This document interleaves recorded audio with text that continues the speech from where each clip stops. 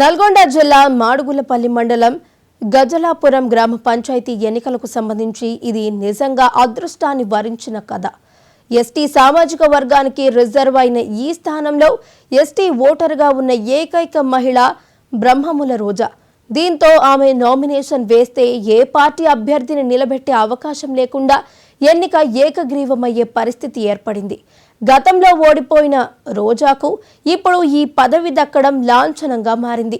12 ఏళ్ల క్రితం ప్రేమ వివాహం చేసుకున్న రోజా 2014 ఎన్నికల్లో స్వల్ప తేడాతో ఓడిపోయారు.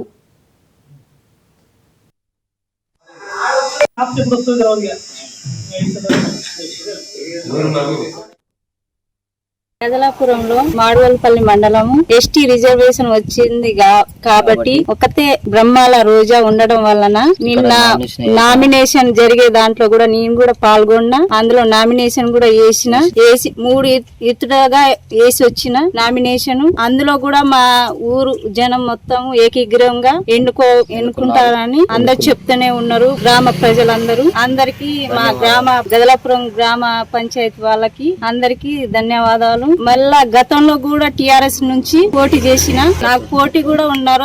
అప్పట్లో గతంలో ఆయన ఎరకల మల్లయ్య ఆ రోజు నేను బ్రహ్మల రోజని 8 ఓట్లతోనే మెజార్టీతో ఓడిపోయినా. ఇప్పటికి కూడా నాకు అవకాశం వచ్చింది. నన్ను ఎన్నుకుంటూరు, ఏకీగ్రహం చేసిరు కూడా.